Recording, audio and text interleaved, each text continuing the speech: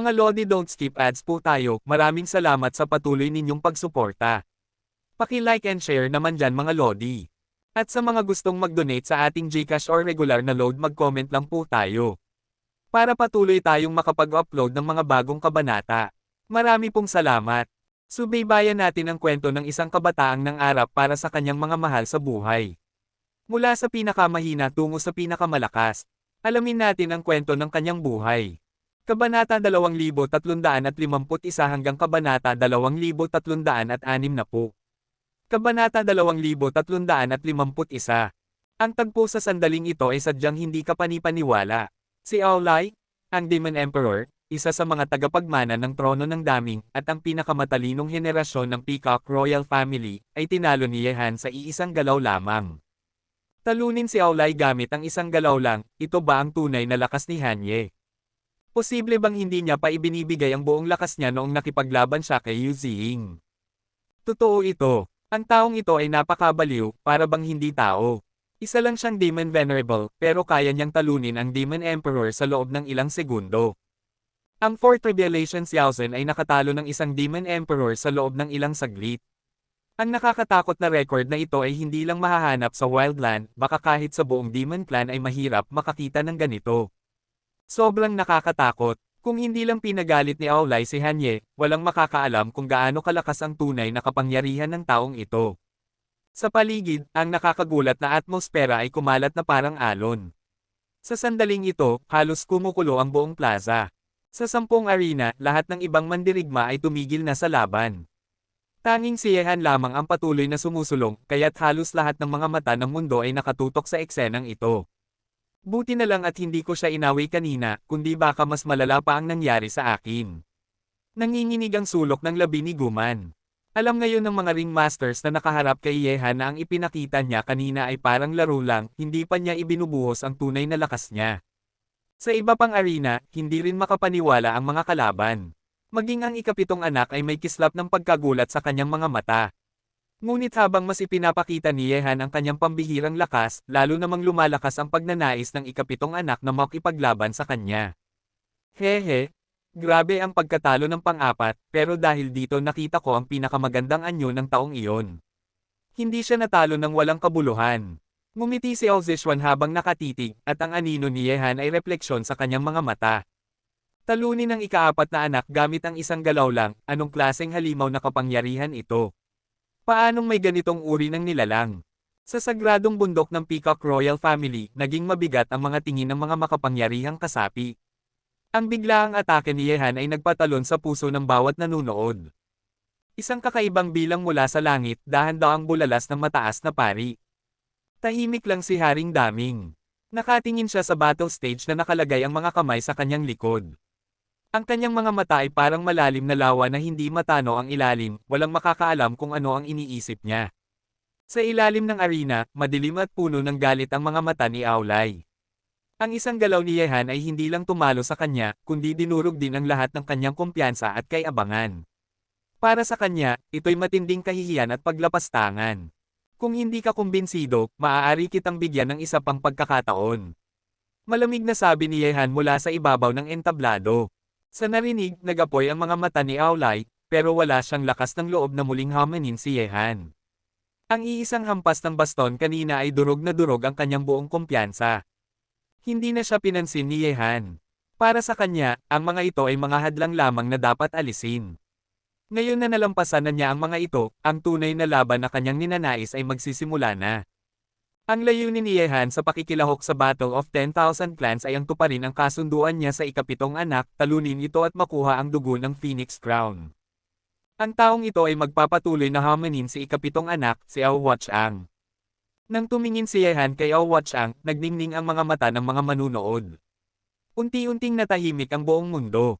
Sunod-sunod nang natalo ni Yehan si Naguman, Xiao Bawang, Yu Ziying, at ang pang-apat na anak na si Aulay. Ngayon, siya'y nakatapat sa ikapitong anak na si Ao Watchang sa ikalawang battle stage. Mas kawili-wili ang laban na ito. Ani ng ilang mandirigma na nakatingin, baka sa kanilang mga mata ang pananabik. Matagal ko nang hinihintay ang laban na ito. Ngiti ni Ao Watchang mula sa ikalawang battle stage. Ang paraan ng kanilang pagtitig sa isa't isa ay tila ba matagal na silang magkaibigan na muling nagtagpo. Sabi ni Yehan, ikapitong anak, alam mong kaya ako nandito ay dahil sa ating kasunduan. Sana tuparin mo ang iyong salita. Kung matalo ka, ipakita mo ang dugo ng Phoenix Crown. Sa narinig, nagulat ang lahat ng nakikinig. Dugo ng Phoenix Crown.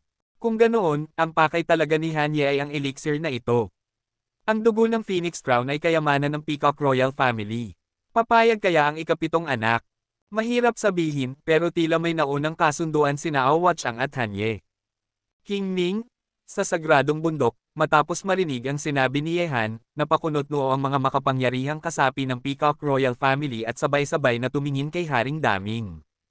Kabanata 2352. Hintayin muna natin, malamig na sabi ng Haring Daming na hindi nagbigay ng anumang pangako. Sa ikalawang entablado ng labanan, ngumiti ang ikapitong anak at nagsabi, ang sinabi ni Ao Chang ay natural na may bisa, ngunit dahil napakabihira mo, kailangan kong baguhin ng kaunti ang mga tuntunin. Hindi ka ba mamasamain? Narinig ito ni Yehan at kumunat ang noo. Depende sa tuntunin na binabanggit mo, pero ang dugo ng Phoenix Crown bilang taya ay hindi maaaring baguhin. Sabi ng ikapitong anak, kung matalo mo ako, buong puso kong ihahandog sa iyo ang dugo ng Phoenix Crown. Pero, paano kung ikaw ang matalo? Kung matalo ako, ano ang gusto mo? Sagot ni Yehan. Ang matalo ay hindi niya kailanman naisip. Kung alam niyang talo siya, hindi sana siya sasali sa labanan ng 10,000 lahi. Napakasimple lang, tugon ni Cheesy. Kung matalo ka, may isa akong hihilingin sa iyo, anuman iyon, kailangan mong tanggapin ng walang kondisyon. Paano? Okay, pumapayag ako, tumango si Yehan. Hey! Kayo bang dalawang malalaking lalaki ay tapos na sa Saturday? Lalaban pa ba kayo? Naghihintay lang ako para panoorin ang magandang laban, sigaw ng isang tao sa paligid. Sa narinig na iyon, nagningning ang mga mata ni Cheesy at Yehan, at sabay na pumutok mula sa kanilang mga katawan ang napakalakas at mabangis na aura. Swish! Sa sumunod na sandali, isang liwanag na tila espada ang lumitaw sa mga kamay ni Cheesy. Ang nakakapanginig na pressure ng kanyang espada ay kumalat sa buong mundo. Pagkasabay nito, umikot ang kanyang manggas, at sa puting kasuotan ay lumipad siya na parang laban sa hangin. Ang talam ng espada na nakasisilaw ay unti-unting lumalaki sa mga mata ng lahat ng nakamasid. Ang dugo ng Phoenix Crown, akin na iyon. Dahan-dahang bumuga si Yehan ng isang malabong hininga. Biglang, isang nakakatakot na panginginig ang sumabog mula sa ilalim ng kanyang mga paa. Hawak niya ang kanyang bakal na pamalo na tila sisire sa buong kalangitan. Sa pagitan ng langit at lupa, nakatutok ang lahat ng mga mata sa dalawang figure na sabay na sumugod sa isa't isa. Ang labang ito ay magiging pinakamataas na duelo ng kabataang henerasyon ng Wildlands. Sino ang magtatagumpay? Ang nakakasilaw na puting liwanag ng espada ay sobrang maliwanag, nakakasakit sa mga mata ng tumitingin. Napakalakas ng liwanag na iyon. Ngunit habang nakakatakot ang espada ni Cheesy, ang kapangyarihang bumabalot kay Yehan ay kasing nakakatakot din. Para bang balot ng kapangyarihan ang buong paligid. Heart Sword Technique, Light Kill. Mula sa malamig na labi ni Cheesy lumabas ang mga salitang iyon. Ang kanyang mukha ay nagyayelo sa lamig, mas malamig pa kaysa sa talam ng espada mismo. Ang talam ng liwanag na halos bumubulag ay nagparamdam kay Yehan na tila mapipilitin siyang pumikit at tanggapin ang kapalaran. Ngunit kapag ang dalawang tunay na dalubhasa ang naglaban, ang isang iglap na pagkakamali ay maaaring maging nakamamatay. Ang espada ni Cheesy ay sapat na upang pumatay agad ng kalaban na kasing antas niya. Sa laban niya kay Yu Ziying, hindi niya ipinakita ang ganitong uri ng nakakatakot na espada. Flame Strike. Nagningning ang mga mata ni Yehan, at ang kanyang nakakatakot na pamalo ay umamba ng buong lakas laban sa nakasisilaw na espada ni Cheesy. Kahit halos pabulag ang liwanag, hindi siya pumikit ni minsan. Sa isang iglap, sa harap ng lahat ng nakamasid, nagbanggaan ang nakamamatay na galaw ng dalawa sa gitna ng ere. Ang pagyanig ng pamalo at ng nakasisilaw na espada ay nagpabagsak sa himpapawid. Ang paligid ay yumanig ng paulit-ulit. Sa sandaling iyon, lalo pang kumislap ang liwanag ng espada, mas nakasisilaw, parang araw na sumabog, kaya't napaatras si Yehan ng isang hakbang. Ngunit sa kabila, umatras din ang ikapitong anak. Muling nagkatapat ang kanilang mga mata habang nakatayo sa ere, kapwa puno ng matinding determinasyon. Hanye, hindi mo talaga ako binaygo. Walang pagsisisi na magkaroon ng kalaban na gaya mo. Ngunit ikaw at ako ay dapat magpasya ng panalo at talo ngayon. May dalawa pa akong espada, at kung kaya mong harangin, harangin mo. Ang nakamamanghang fighting spirit ni Cheesy ay patuloy na pumupuslit. Sa pakikipaglaban kay Yehan, hindi niya mapigil ang uminit ang kanyang dugo. Sabi ni Yehan, 2 espada lang. Sige, ilabas mo na. Kabanata 2353. Ang espada ni Cheesy ay parang liwanag at kidlat. Habang siya'y gumagalaw, ang bilis niya ay parang agila na lumilipad sa kalangitan, napakabilis na kahit si Yehan ay nabigla, para bang ang buong mundo ay nilalamon ng atake ng kanyang espada. Heart Sword Technique, Instant Kill. Ang instant kill na espada ay nakatuon lahat sa bilis. Sa isang iglap, ang nakakatakot na espada ni Cheesy ay tumago sa kalawakan at biglang lumitaw sa harap mismo ng dibdib ni Yehan. Ang espada na ito ay parang banal na kasanayan. Mahirap isipin na ang bilis ng espada ng isang Demon Emperor ay maaabot sa ganitong antas. Ding! Sa dibdib ni Yehan, tumama ang espada ng ikapitong anak, ngunit isang tunog na parang bakal laban sa bakal ang sumabog. Kahit napakabilis ng espada ng ikapitong anak, ni hindi ito nakalapit sa paghiwa ng balat ni Yehan. Kahit na ang Mad-Jihad physique ni Yehan ay hindi matitibag ng mga semi-holy weapons, lalo na't hindi kakayanin ng espada ni Cheesy na saktan siya. Siyempre, ang kapangyarihan ng pakikipaglaban ng ikapitong anak ay nakakatakot din. Kung maraming kalaban na kapantay niya ang sumugod, kaya niya silang patayin ng madali. Napakahusay ng katawan niya, kaya niyang suluhin ang kapangyarihan ng espada ni Cheesy. Nakita ng lahat ang bahagyang pag-atres ni Yehan mula sa bilis ng espada ni Cheesy, kaya't ang lahat ng mata sa paligid ay napuno ng pagkagulat. Isang seryosong tingin ang lumitaw sa mga mata ni Cheesy. Ang kanyang instant kill sword ay sapat upang masaktan kahit ang isang mataas na ranggong Demon Emperor, ngunit si Yehan ay nakayanan ito gamit lamang ang kanyang katawan. Ganito kalakas na pisikal na mandirigma, ngayon lang niya nakita. 2 espada na ang lumipas, Cheesy. Panahon na para sa ikatlumong espada. Malamig na wika ni Yehan, at ang kanyang mga mata ay parang espada na nakatutok kay Cheesy.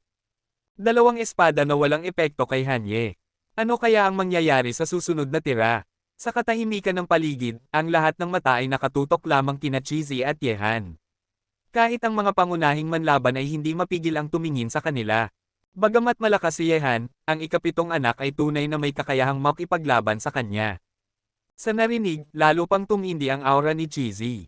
Sa paligid, ang hangin ay tila na puno ng mga bakas ng talim ng espada, at bawat galaw ng hangin ay may dalang nakamamatay na talas. Heart Swordsmanship, Kill. Biglang kumislap ang liwanag mula sa espada ni Cheesy. Mula rito'y lumabas ang napakaraming after-image na tila sabay-sabay na umatake kay Yehan. Ang mga ito'y parang lambat ng espada na tumatakip sa buong mundo. Walang sino man ang makakatakas dahil bawat anino ng espada ay may tunay na lakas ng pagpatay. Nakita ito ni Yehan, at bahagyang kumerba ang kanyang malamig na mukha. Pagkasunod, inikat niya ang kanyang bakal na pamalo. Hunyuan Strike. Ang nakakatakot na pamalo ay umikot sa hangin, at winasak ang mga anino ng espada. Ang teknikong ito ay natutunan ni Yehan sa ika-78 baitang ng dambuhalang batong monumento. Mula sa malayo, ang mga anino ng espada at pamalo ay nagsalpukan na parang 2 hukbo na sabay na nagbabanggaan. Ang mga nakabibinging pagsabog ay umalangaw-ngaw sa buong mundo, at ang espasyo ay halos gumuho. Swish! Swish! Swish! Mula sa gitna ng mga pagsabog, nakalusot ang malalaking pag-ulan ng mga anino ng espada sa depensa ni Yehan. Bagamat hindi nasaktan ang kanyang katawan, ang kanyang kasuotan ay napilas na pira-piraso. Nakita ito ni Cheesy at nanlaki ang kanyang mga mata. Ito na ang pinakamalakas niyang espada hanggang ngayon, ngunit hindi pa rin niya kayang saktan si Yehan. 3 espada na ang lumipas, ngayon, akin na ang pagkakataon. Sa ere, kumislap ang mga mata ni Yehan. Sa isang iglap, sumiklab ang kanyang bilis. Hawak ang kanyang itim na pamalo, buong lakas niyang ibinagsak iyon kay Cheesy. The Great Sun God Rod. Biglang lumitaw ang liwanag na parang araw sa harap ni Cheesy, na tila sumisipsip ng kapangyarihan ng araw mula sa langit at lupa. Ito ang teknikong natutunan ni Yehan sa ika-79 na baitang ng monumento, isang kakilakilabot na lakas. Ang pamalong parang araw ay bumagsak, at lahat ng anino ng espada ni Cheesy ay nabasag. Boom! Sa susunod na sandali, tinamaan ng malupit na atake ang katawan ni Cheesy. Damyugo ang kanyang labi, namutla ang kanyang mukha, at bumagsak siya sa lupa. Sa ere, nakatayo si Yehan hawak ang pamalo, ang malamig na mga mata niya'y nakatingin pababa, tila walang sino mang henyo sa mundong ito ang karapat-dapat sa kanyang tingin. Kabanata 2354. Sa sandaling ito, habang sugatan si Seventh Son, umalangaw-ngaw ang mga sigawan mula sa buong mundo. Natalo ang Seventh Son. Kahit nakakatakot ang kanyang lakas, masyado pa ring malaki ang agwat kumpara kay Hanye. Ang taong iyon ay nasa tugatog ng kanyang kapangyarihan, kapag malakas siya, wala siyang kahinaan. Ang nakakagulat na aura ay kumalat mula sa mga tagapanood sa buong mundo. Habang pinagmamasdan nila ang sugatang si Kizzy, hindi maitago ng lahat ang pagkagulat sa kanilang mga mata. Sa oras na ito, ang binatang nakatayo sa kawalan ay muling kamangha-mangha. Hey! Abnormal nga ang kapangyarihan ni Kizzy, pero nakatagpo siya ng mas higit na abnormal kaysa sa kanya, si Hanye. Ngayon na natalo ni Hanye si Kizzy, siya na ang pangalawa sa listahan ng 10 mandirigma sa Wild Monster List. Ang kabayong itim na ito, na dati walang nakakaalam, ay dumaan at nanag. Siya ang pinakamalaking pagbabago sa laban ng 10,000 lahi. Mula ngayon, magiging tanyag siya at malalaman ng lahat sa lupain ng ligaw. Ngayon na natalo si Seventh Son, ibibigay kaya niya ang Phoenix Crown Blood na kanyang itinaya kay Hanye. Mahirap sabihin. Depende kung handa siyang ilabas iyon. Pero natalo na siya. Ang tanong, hahamunin ba ngayon ni Hanye ang ikatlong prinsesa na si Ao Zishuan sa unang digmaang entablado? Pag-iisip dito, marami ang napuno ng pananabik. Kung natalo ni Yehan ang Seventh Son, paano kaya kung labanan niya si Ao Zishuan? Maaari ba siyang maging numero 1 sa listahan ng mga mandirigma? Matapos talunin si Watchang, itong tao ay isang nakakatakot na nilalang. Ang mga mata ni Ao Zishuan ay kumislap ng matindi, puno ng espiritu ng pakikipaglaban. Sa kanyang puso, gusto rin niyang subukan ang binatang ito na lihim niyang hinahangaan. Umabot siya sa top 3 at natalo ang Seventh Son. Hindi masukat ang kanyang kapangyarihan.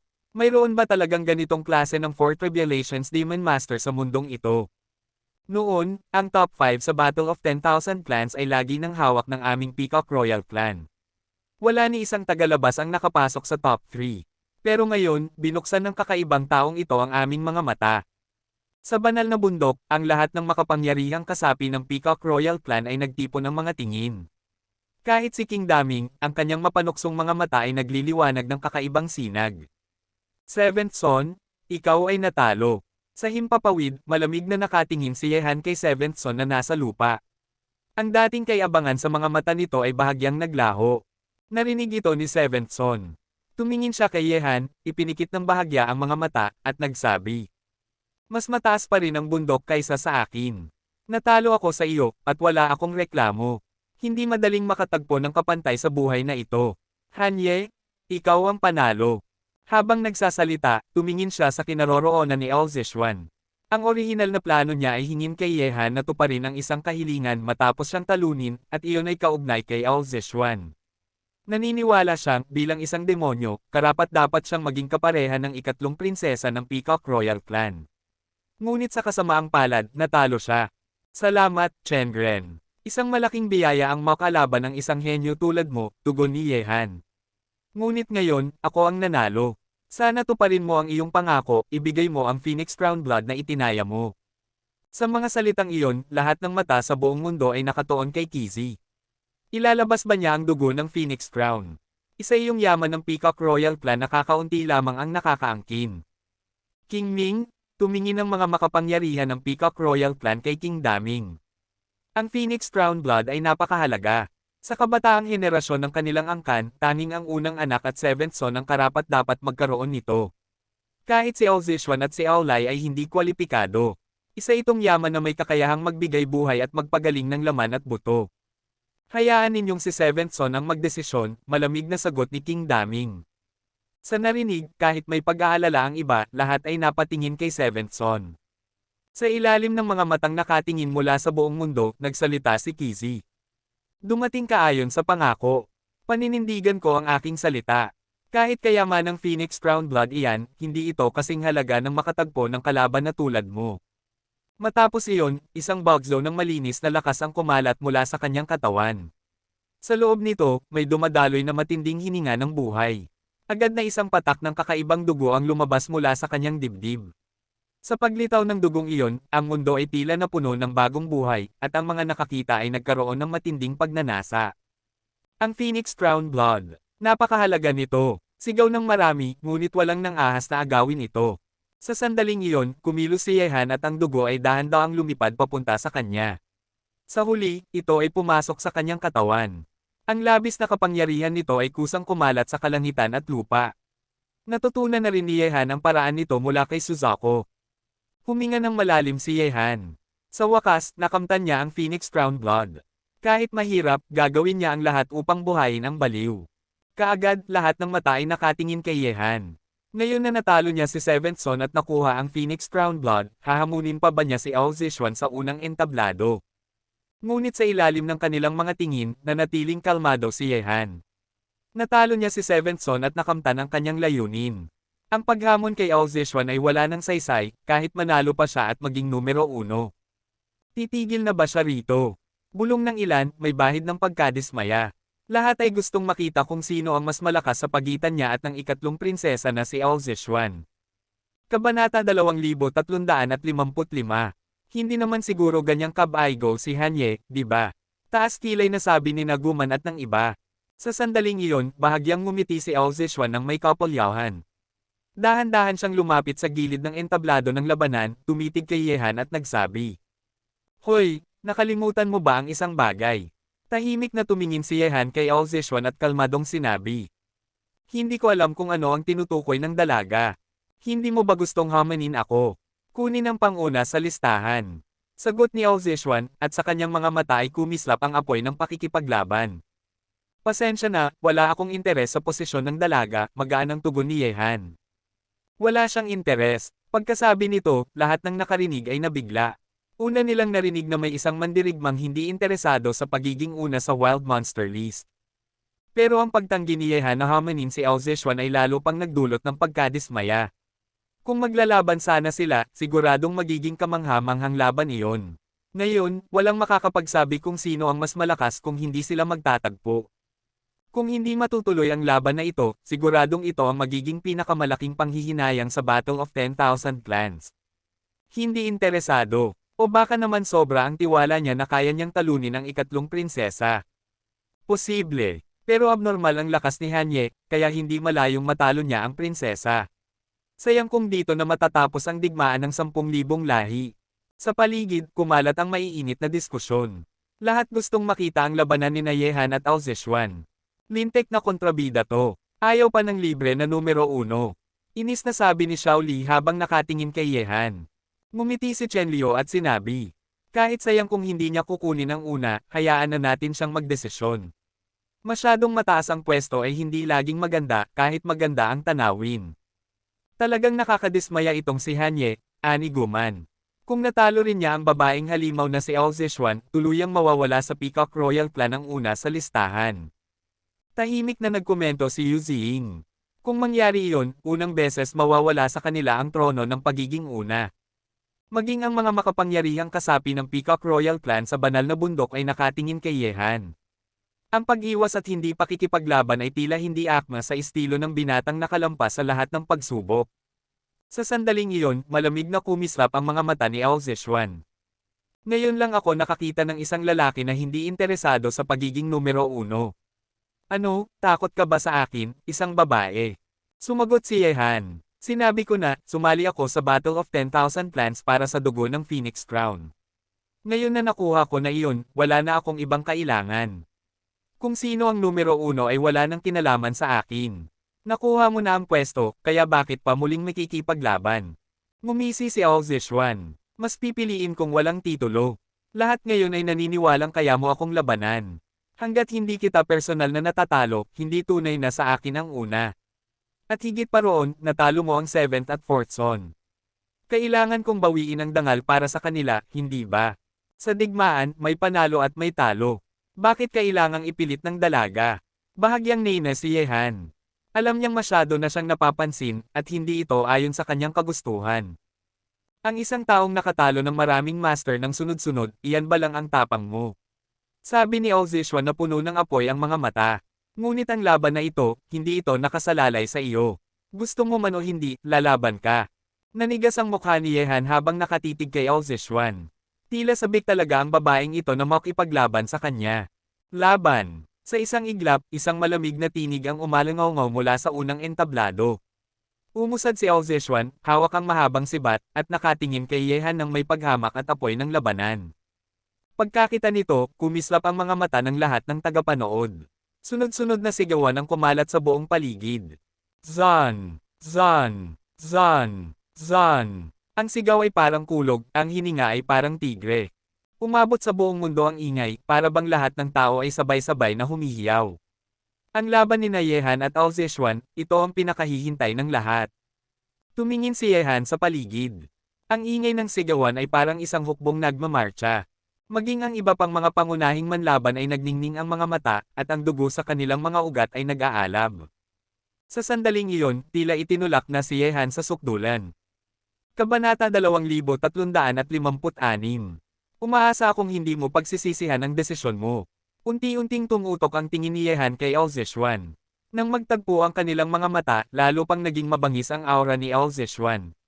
Iwinasiwas niya ang sibat sa kanyang kamay at nagsalita, tulad ng inaasahan ko mula sa taong napili ko, halika, ipakita mo sa akin kung gaano ka talaga kalakas. Sa loob ng 3 galaw, kung hindi ka matatalo, ako ang aamin ng pagkatalo. Biglang gumalaw si Ye Han na parang kidlat, umatake ng mabilis at malakas. Ibinagsak niya ang bakal na pamalo pababa kay Ao Zishuan. Unang galaw. Sa harap ng atake ni Ye Han, hindi umiwas si Ao Zishuan. Itinusok niya ang mahabang sibat ng buong lakas. Ang mabilis at nakakakilabot na puwersa ay dumaloy sa sibat na tila bumubutis mismo sa kawalan. Lakas at bilis ang sabay na dumagundong. Boom! Nagbanggaan ang pamalo at sibat na parang kulog na yumanig sa kalangitan. Ang dalawang puwersa ay nagsalpukan at winasak ang paligid. Kumalat ang nakakatakot na shockwave sa paligid. Yumanig ang katawan ni Ao Zishuan at halos hindi niya nakayanan ang bulk zone ng lakas. Pangalawang galaw. Agad na sumunod si Ye Han. Kung sa unay 80% lamang ng kanyang lakas ang ginamit niya, ngayon ay 70% na ang ibinuhos niya. Sa lahat ng kampyon, si Ao Zishuan lang ang karapat-dapat paglabasan niya ng ganoong kapangyarihan. Ramdam ang matinding puwersa mula sa pamalo ni Ye Han, seryoso ang mga mata ni Ao Zishuan.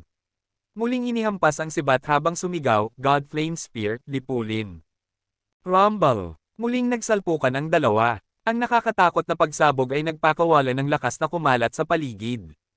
Tinamaan si Ao Zishuan ng bulk zone ng puwersa. Nanlabo ang kanyang mukha at napaatras siya ng ilang hakbang sa battle platform, pilit pa ring hawak ang sibat. Nagulat si Ye Han. Sa lahat ng kampyon, tanging si Ao Zishuan lang ang nakatagal sa isang galaw niya gamit ang 70% na lakas. Ikatlong galaw. Hindi na nagatubili si Ye Han. Lahat ng 100% na kapangyarihan niya ay ibinuhos sa pamalo. Ang halimaw na lakas ay mabangis at walang habag. Ang pamalo ay kumilos sa bilis na hindi na kayang sundan ng mata. Hindi pa nakaka-recover si Ao Zishuan, nakasugod na ang pamalo ni Ye Han sa kanyang harapan. Boom! Sa isang iglap, tumama ang pulang enerhiya kay Ao Zishuan. Tinangay siya ng matinding puwersa at lumipad palabas ng battle platform. Isang linya ng dugo ang agad na dumaloy mula sa kanyang labi. Masyadong mabilis ang lahat. Wala pang 10 segundo mula nang magsimula ang laban hanggang sa matapos ito. Ang resulta ay ikinabigla ng lahat ng nanunood sa buong mundo. 3 galaw lang mula kay Ye Han, mabilis, mabangis, at wala pang nakaisip na sa loob lamang ng ilang segundo, ang ikatlong prinsesa na si Ao Zishuan ay agad na natalo. 3 galaw lang, hindi ba't sobrang bilis nyon? Nakatingin ang lahat kay Ao Zishuan na duguan sa gilid ng platform. Ang kanilang mga mata ay puno ng hindi makapaniwalang reaksyon. Bagaman naniwala silang kayang makipagsabayan ni Ye Han kay Ao Zishuan, inasahan nilang magiging isang matinding laban iyon. Ngunit sa halip, agad siyang natalo nang wala man lang laban. Sobrang bilis, nagtitigan ng mga challenger sa iba't ibang platform, lahat ay namangha. Ang inaasahan nilang patas na labanan ay napalitan ng mas nakakagulat na resulta. Sa harap ng nakakatakot na puwersa ni Ye Han, wala ni isang kalaban ang makakasalo ng kanyang buong lakas. Anong klase siyang kalaban, hindi niya pa ibinuhos ang lahat ng nakipaglaban siya sa akin. Mabigat ang buntong hininga ng 7. Sa laban ng 10,000 lahi, halos lahat ng henyo ng Peacock Royal Clan ay natalo sa kamay ni Ye Han. Talagang halimaw siya, mas lumalakas sa bawat laban. Kabanata 2357. Akala ko magkakaroon ng matinding laban ang lalaking ito laban sa ikatlong prinsesa, pero hindi ko inasahan na natalo niya ito gamit lang ang 3 galaw. Hindi ka panipaniwala. Mukhang wala talagang interes ang taong ito sa posisyon bilang unang mandirigma. Kung hindi, sa lakas niyang parang halimaw, madali sana niyang makukuha ang una. Tama. Ngayon, kahit ang ikatlong prinsesa na si Ao Zishuan ay natalo. Masasabi nating hawak na niya ng matatag ang titulo ng unang mandirigma. Kumalat ang nakakagulat na presensya na parang alon sa buong langit at lupa. Sa sandaling ito, ang mga makapangyarihang miyembro ng Peacock Royal Family sa banal na bundok ay hindi inasahang matatapos agad ang laban. Ang kinalabasan ay malayo sa kanilang inaasahan. Sa number 1 battle platform, nakatayo ng kalmado si Yehan, nakapamewang at nakatingin kay Ao Zishuan na bagamat natalo, nanatili pa rin ang matinding tapang sa kanyang mga mata. Hindi may kakaila na nakakatakot ang lakas ni Ao Zishuan, isang high-level Demon Emperor at ang may pinakamataas na realm sa lahat ng kalahok. Kinailangan pa ni Yehan na ibuhos ang 100% ng kanyang kapangyarihan para siya'y talunin. Habang nakatingin ang lahat, bumalik si Ao Zishuan sa platform at dahan-dahang lumapit kay Yehan. Hindi niya inalis ang mga mata mula sa kanya hanggang sa huminto siya 2 talampakan ang layo. Kung hindi mo matanggap ang pagkatalo, maaari kitang bigyan ng isa pang pagkakataon, sabi ni Yehan. Kung talo, talo na. Hindi ako ang tipo ng taong hindi marunong tumanggap ng pagkatalo, sagot ni Ao Zishuan, habang matamang nakatitig kay Yehan. Ngunit sa kanyang mga mata na puno ng tapang, lumitaw ang kakaibang ningning ng pag-aari. Pero, mula ngayon, dahil natalo mo ako, ikaw na ang lalaking pinili ko, at ang magiging manugang ng aming Peacock Royal Family. Sa sandaling iyon, parang isang batong nahulog sa lawa at nagpaalimbakay ng libo-libong alon ang kanyang sinabi. Nagulat si Yehan, at mas lalong nagulantang ang lahat ng nakarinig. Ang magiging manugang ng Peacock Royal Family. Lahat ay napatitig, parang hindi makapaniwala sa narinig. Ang mga salitang ito ay mismong nanggaling sa bibig ng ikatlong prinsesa, si Ao Zishuan. Ha! Nagkatinginan ang lahat, hindi alam ang sasabihin. Hindi mo ba alam ang salitang subtle? Natatawang sabi ng 7, na sanay na sa kapangahasan ni Ao Zishuan. Walang hiya. Kapag tinanggap ng lalaki yan, kakagitin ko siya hanggang mamatay. Single ni Shaoli, nakangiwi pero halatang nagtatanggol kay Yehan. Napailing ng palihim si Chen Liu. Bata pa si Shaoli, pero dahil matagal na siyang kasama ni Yehan, halata na ang damdamin niya. Sa platform, hinaplos ni Yehan ang kanyang ilong at nagsalita, "Dalaga, ito ay laban ng 10,000 lahi, hindi paligsahan para sa panliligaw. At higit sa lahat, hindi ako pumayag na maging manugang ng Peacock Royal Family.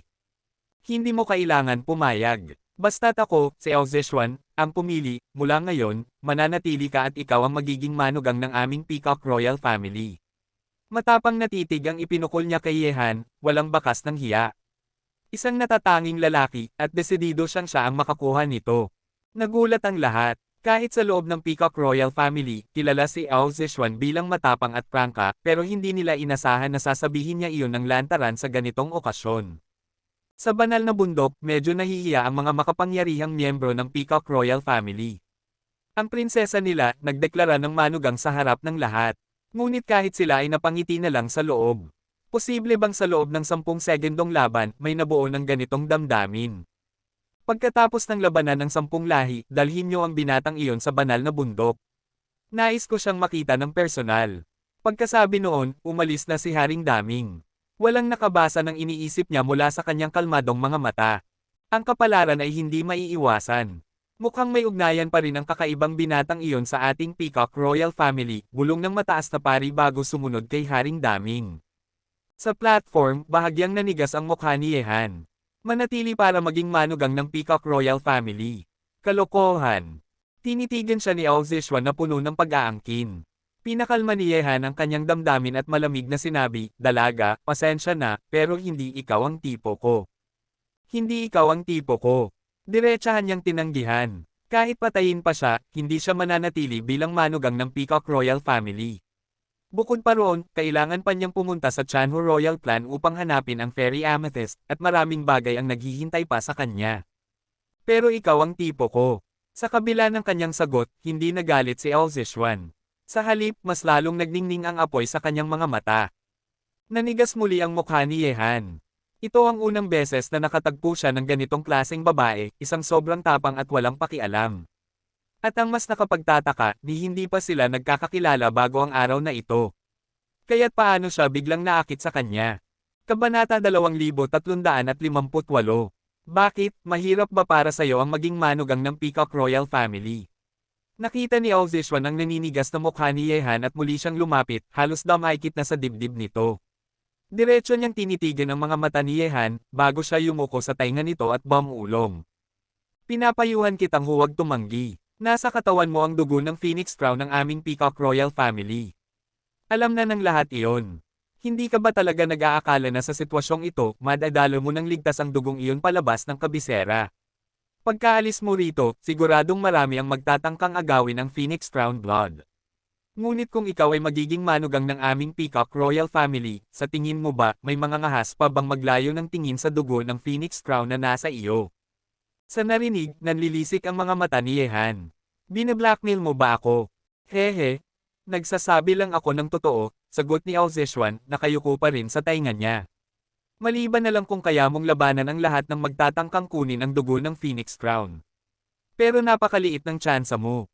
Hindi lang ang mga nasa Heavenly Demon Realm ang naaakit dito, pati ang mga nilalang na higit pa roon. Kaya't hindi ka lugi kung magiging manugang ka ng aming Peacock Royal Family. Kahit kalmado ang mukha ni Yehan, nanlamig ang kanyang puso. Pagkatapos nito, umurong si Ao Zishuan at lumipat sa pangalawang battle stage. May mapagmataas na ngiti sa kanyang mga labi habang iniwan si Yehan mag-isa. Humph! Manugang ng Peacock Royal Family at unang mandirigma sa Wilderness Group ng mga halimaw, hindi maliit ang mga titulong iyon. Ang swerte talaga ng lalaking ito. Maraming tao ang napatingin na may halong inggit. Ang maging manugang ng Peacock Royal Family ay para bang umakyat na agad sa langit, may matibay na tagapagtanggol at walang katapusang mga yaman para sa kanyang pagsasanay. Sa himpapawid, ngumiti ang makapangyarihang nilalang mula sa Heavenly Demon Realm at tumingin sa lahat ng mandirigmang nasa battle stage. Hindi ko alam kung sino pa ang nais lumaban. Ngunit sa 10 sinaunang battle platforms, walang nagsalita. Alam ng lahat na iyon na ang hangganan ng kanilang kakayahan, imposibleng makausad pa. Ngumiti muli ang malakas na nilalang. Kung ganoon, idinedeclare ko na ang unang mandirigma sa listahan ng mga halimaw ngayong taon ay si Hanye. Pangalawa, ang ikatlong prinsesa Ao Zishuan. Pangatlo, ang ikapitong anak na si Ao Watchang. Pang-apat, si Ao Li. Panglima, si Yu Ziying. Pang-anim, si Xiao Bawang. Pang-pito, si Guman. Pang-walo, si Mingju. Pang-siyam, si Zhu Yeking. At pang-sampo, si Dong Ying. Habang binabanggit isa-isa ang mga pangalan, lahat ng mata ng langit at lupa ay napako sa kanila. Sila ang bagong top 10 warriors ng Wild Monster List. Si Yehan ang pinakadakilang dark horse ng labanan ng 10 lahi, mula sa pagiging kinamumuhian, umangat siya hanggang unang pwesto, at ngayon hawak na niya ang titulo ng pinakaunang mandirigma. At sa puntong ito, opisyal nang nagtapos ang labanan ng 10 lahi. Agad nakakalat ang balita ng bagong top 10 warrior sa buong lupain. Pero ito ang unang beses na ang unang pwesto ay hindi napunta sa Peacock Royal Family. Si Hanye, mula sa pagiging kinukutya hanggang sa pagiging tanyag, tunay siyang pinakamalaking dark horse at pinakadakilang nagwagi sa labanang ito. Ngayong tapos na ang digmaan, sa sandaling kumalat ang balitang ito, siya na ang magiging sentro ng atensyon ng lahat ng lahi sa lupain. Sa isang iglap lang, nakilala siya ng buong wilderness. Sa lahat ng battle platforms, ang number 1 na kinatatayuan ni Yehan ang pinakamatingkad. Ang unang mandirigma ay siyang pinakamakapangyarihang kabataan ng henerasyong iyon. Hanye, may imbitasyon ng Peacock Royal Family. Maaari ka bang sumama sa akin? Wika ng makapangyarihang nilalang mula sa Heavenly Demon Realm na nakangiting tumingin kay Yehan. Bahagyang kumunat ang noo ni Yehan. Sinulyapan niya si Ao Zishuan na mayabang ang ngiti at si Ao Watchang na kalmado lamang. Kung iniimbitahan ako ng Peacock Royal Family, paano ako makakatanggi? Malalim ang hinga niyang sagot. Tumawa ang nilalang mula sa Peacock Royal Family. Kung ganoon, halika, sa Holy Mountain tayo. Agad na lumipad palayo ang makapangyarihan, at sumunod naman si Yehan. Sa kabisera, hindi niya maaaring tanggihan ang imbitasyon ng Peacock Royal Family, masama iyon para sa kanyang kalagayan sa Yaozo. Iniimbitahan siya ng Peacock Royal Family, baka nga gusto nilang mapasa kanila si Hanye. Bulong ng marami. Hindi makakatakas ang lalaking napili ko. Ngumiti ng mas malapad si Ao Zishuan habang pinagmamasdan si Yehan na umaalis kasama ang mga makapangyarihan ng Peacock Royal Family. Sister Chen Liu, bakit sumama ang malaking kontrabidang iyon sa Peacock Royal Family? Hindi kaya't talagang gusto niyang maging manugang nila. Reklamo ni Shaoli, nakakunot ang noo habang nakatingin sa papalayong likod ni Yehan. Huwag kang mag-alala, sagot ni Chen Liu. Si Young Master ay may sariling desisyon. Bumalik na muna tayo sa Wanyao Tower at doon natin siya hintayin. Sa Holy Mountain ng Peacock Royal Family, ang pinakabanal na lugar na mahigpit na binabantayan, walang sinumang banyaga ang makakapasok ng walang imbitasyon. Sa sandaling iyon, dalawang anino ang bumaba mula sa kalangitan. Sa kanilang harapan, isang mahabang hagdang tila walang hanggan ang nakabukas patungo sa banal na bundok na nakabitin sa kalawakan. May 999 na baitang na sumasagisag sa sukdulang kadakilaan. Sa magkabilang panig ng hagdan, nakatayo ang mga mandirigman ng Peacock Legion, nakasuot ng puting baluting pandigma. Matatalas ang kanilang mga tingin at nakakatindig balahibo ang aura. Ang buong banal na bundok ay nagpapalabas ng kamahalan at kapangyarihang hindi maaaring labagin. Tumangala si Yehan, ang banal na bundok na lumulutang sa kalawakan ay napakalaki, parang isang kababalaghan ng kalikasan. Sa ilalim ng paggabay ng makapangyarihan mula sa Heavenly Demon Realm, dahan-daang umakyat si Yehan sa hagdan, papalapit ng papalapit sa banal na bundok ng Peacock Royal Family. Kabanata 2359. Hindi nagtagal, nakarating na si Yehan sa banal na bundok. Sa paglingga niya, ang mga maririkit na gusali rito ay tila nakalutang sa ulap at hamog puno ng maladiwatang espiritu. Sa banal na bundok ng Peacock Royal Family, tumingin si Yehan sa lahat ng direksyon. Ang bundok na ito, na nakasabit sa kalawakan, ay isang himala ng siglo. Para bang isa itong hiwalay na kaharian na nakatira sa ulap. Ang mga makapangyarihang gusali ay halos natatakpan ng ulap at hamog. Kung makikinig ka ng mabuti, maririnig mo ang huni ng banal na ibong paboril sa ulap. Ang ilang miyembro ng Peacock Royal Family na wala pa sa kanilang ganap na anyo ay lumilipad at lumalawit dito. Ang kanilang makukulay na katawan ay tunay na kahanga-hanga at nagdaragdag ng kakaibang tanawin sa buong banal na bundok. Kaibigan, ano ang palagay mo sa unang bisita mo sa banal na bundok? Tanong ng malakas na nilalang mula sa Heavenly Demon Realm na nasa tabi ni Yehan. Narinig ito, at tumugon si Yehan. Bilang pinakamakapangyarihang mga pinuno ng Peacock Royal Family sa lupain ng mga barbaro, ang lugar na tinitirhan nila ay maituturing na banal na lugar. Tila walang ibang lugar sa buong lupain na maihahambing dito. Ngumiti ang malakas na mandirigma ng Heavenly Demon Realm. Ang banal na bundok ng aming Peacock Royal Family ay umiiral na ng mahigit 7,000 taon. Isa itong sinaunang banal na lugar ng pagsasanay para sa lahing Yao. Kung nais mo, maaari naming buksan ang pintuan nito para sa iyo anumang oras. Alam ng mandirigmang ito na kahanga-hanga si Yehan, higit pa kaysa sa mga henyo na pinalaki ng Peacock Royal Family. Kahit siya ay natutokso sa ganoong talento. Tahimik lamang si Yehan at sumunod sa kanya. Ilang minuto lamang, narating nila ang harap ng isang malaking bulwagan. Ang bulwagang ito ay tila templo, 1,000 metro ang taas, nakatindig sa ulap. Sa tuktok nito, na palilibutan ng hamog, ay may isang napakalaking estatwa ng paboril, worry nakatingin pababa sa lahat ng nilalang sa kabisera. Sa harap ng bulwagan ay may 2 rebeltong paboril na tumataas mula sa lupa, 10 talampakan ng taas, nakatingin pababa sa mga taong umaakyat sa hagdang iyon. Ang kanilang presensya ay nakapagdudulot ng matinding paggalang, walang sino man ang maglalakas loob na magpabastos. Tahimik na sumunod si Yehan sa hakbang ng malakas na mandirigma. Ngunit sa kanyang puso, labis siyang humanga sa yaman at lakas ng Peacock Royal Family. Ang kanilang dignidad at karangyaan bilang hari ay lubos na nahayag. Dama niya rin sa paligid ng banal na bundok ang napakaraming nakatagong makapangyarihan, hindi masukat kung ilan silang tunay na malalakas. Bigla, isang nakakatakot na presensya ang sumikop sa isipan ni Yehan. Mula sa loob ng bulwagan, 2 mata na tila kailaliman ng dagat ang tumingin sa kanya. Isa sa kanila ang nakaupo sa trono ng kapangyarihan, suot ang gintong korona at kasuotang may berdang ginto. Ang kanyang mga mata ay malalim na parang walang hanggan, at ang kanyang karisma ay umaalingaw-ngaw ng kapangyarihan at awtoridad na imposibleng baliwalain. Sa kanyang kaliwa ay isa pang makapangyarihan, nakasuot ng koro ng lila at may berdang langit na parang bituin sa kanyang dibdib.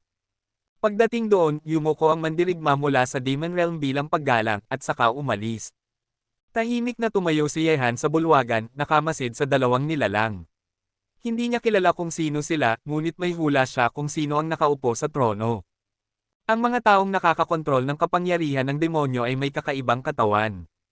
Ngunit sa buong Demon Clan, hindi ko pa naririnig na may sinumang nakapaglinang ng ganoong kapangyarihan.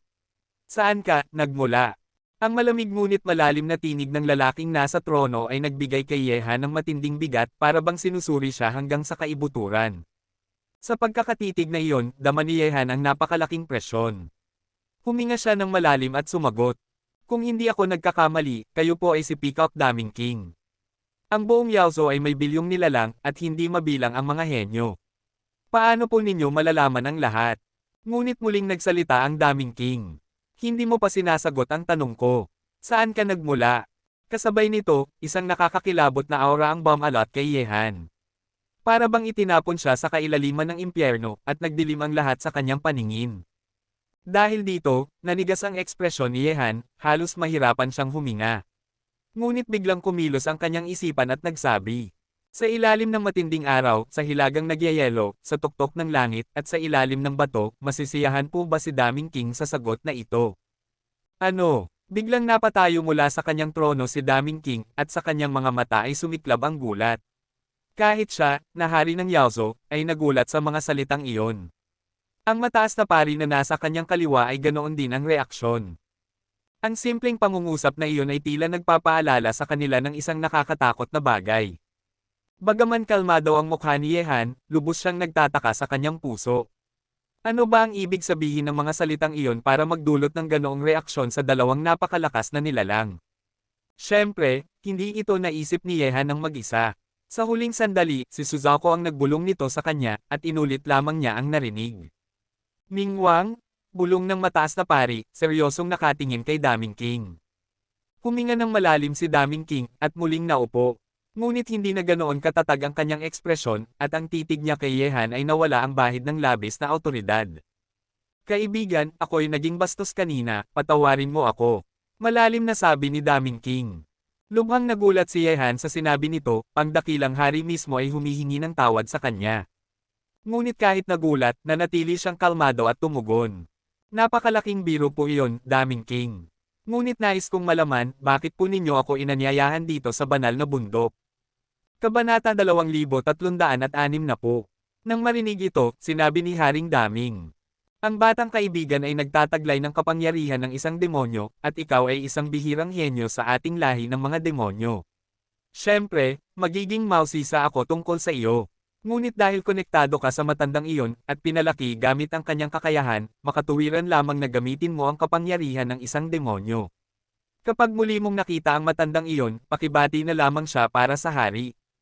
Sa narinig mula kay Haring Daming, lalo pang nagtaka si Yehan tungkol sa sinabi ni Suzaku sa kanya kanina. Ano ba talaga ang kahulugan ng mga salitang iyon para bigla na lamang magbago ang mukha ng hari ng Daming?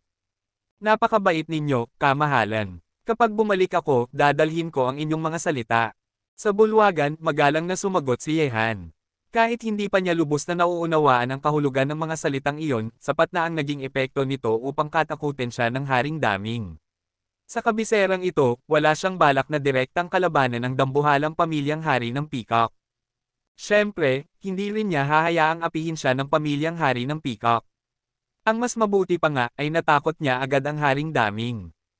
Ngumiti ang hari at sinabi, Batang kaibigan, tunay kang pambihira. Ang labanan ng 10,000 lahi ay nagtipon ng lahat ng henyo mula sa iba't ibang lahi sa ating lupain. Ang piging na ito ay sadyang espesyal para sa akin. Nariyan ang mga henyo ng pamilyang hari ng Peacock, ngunit nagawa mo pa ring manig at kunin ang unang pwesto. Karapat-dapat kang ang tawaging tagapagmana ng matandang iyon. Sa buong lahi ng mga halimaw, kakaunti lamang ang maihahambing sa iyo. Sumagot si Yehan. Napakalaking papuri mula sa Haring Daming. Ngunit ang ikapitong anak ay may walang kapantay na talino at tiyak na magiging isang henyo na magpapayanig sa buong lahi ng mga halimaw. Isang malaking pagpapala na makilala ko siya rito sa lupang ito. Lalong napahanga si Haring Daming kay Yehan. Kahit kinuha ni Yehan ang titulo ng unang mandirigma at ang kayamanan ng pamilyang hari ng Peacock, ang dugong phoenix na corona, ngayon na alam niya ang pinagmulan ni Yehan, hindi na niya iyon alintana. Ngumiti ang hari at nagsabi, Bagamat magaling si Watchang, hindi pa rin siya maihahambing sa iyo. Ngunit dahil nagkakaunawaan kayong dalawa, sigurado akong magiging mabubuting magkaibigan kayo. Ngayon, ano naman ang palagay mo tungkol kay Zixuan? Ang kilay ni Yehan ay kumilos at siya'y nagsabi. Ang ikatlong prinsesa ay kahanga-hanga sa kagandahan at walang kapantay sa lakas. Isa siyang phoenix sa gitna ng mga tao at isang bayani sa hanay ng mga kababaihan. Hehe, sobra ka naman, batang kaibigan. Ngayon na tapos na ang labanan ng 10,000 lahi, manatili ka muna sa banal na bundok na ito ng ilang araw pa. Maaari kang makipag-ugnayan kay Zishuan at lalo pang makilala siya, ani Haring Daming. Ngunit sumagot si Yehan. Patawad, baka bigwan ko kayo, kamahalan. May mahalaga pa akong bagay na dapat gawin. Pagkatapos ng labanan, aalis na ako sa lupang ito. Napakabilis. May kakaibang kislap sa mga mata ng Haring Daming bago siya muling ngumiti. Kung ganoon, hindi na kita pipilitin, batang kaibigan. Sabi ni Yehan. Kung makabalik muli ako, tiyak na bibisita akong muli sa inyo, kamahalan. Hehe, anumang oras, bukas palagi ang pintuan ng pamilyang hari ng Peacock para sa iyo. Mataas na pari, ihatid ang ating batang kaibigan. Tumayo ang hari at ngumiti. Ngunit tumanggi si Yehan. Hindi na kailangan, hari ng daming, aalis na ako. Pagkasabi nito, lumabas na siya ng bulwagan. Nang makaalis na si Yehan, unti-unting nawala ang ngiti sa mukha ng hari. Mataas na pari, sa palagay mo ba totoo ang sinabi niya? Sumagot ang mataas na pari. Sa ilalim ng nag-aapoy na araw, sa malamig na hilaga, sa tuktok ng kalangitan, sa batong patay. Ang makaalam ng 12 salitang ito ay hindi pangkaraniwan. Kahit sa ating pamilyang hari ng Peacock, iisa lamang ang nakakaalam ng kahulugan nito. Kung ang batang iyon ay nakakaalam, mas mabuting maniwala kaysa hindi. Pagkatapos ng lahat, ang lakas ng taong iyon ay tunay na kamangha-mangha, at siya ang pinakamataas sa ating lahi. Ito nga ay dapat paniwalaan. Kung may pagkakamali tayo, hindi natin kayang galitin ang taong iyon, sagot ni Haring Daming. Ngunit nagpatuloy ang mataas na pari. Gayunman, kahit nakita ko ang kanyang pambihirang kakayahan, ang lahat tungkol sa kanya ay blanko. Hindi mahulaan ang kanyang kapalaran. Ano ang magiging pagbabago niya sa hinaharap? Mabuti ba o masama para sa ating pamilyang hari ng Peacock? Hindi matiyak. Nang marinig ito, kumitid ang mga mata ni Haring Daming. Kung tunay na tagapagmana siya ng taong iyon, malaking biyaya para sa atin na maging kaibigan siya. Hindi na sayang ang pagbibigay natin sa kanya ng dugong phoenix ng corona. Ipaalam mo sa lahat na siya ay itinuturing na pinakamahalagang panauhin ng ating pamilyang hari ng Peacock. Tungkol naman kay Zishuan, depende na kung kaya niyang mapasakamay ang puso ng batang iyon.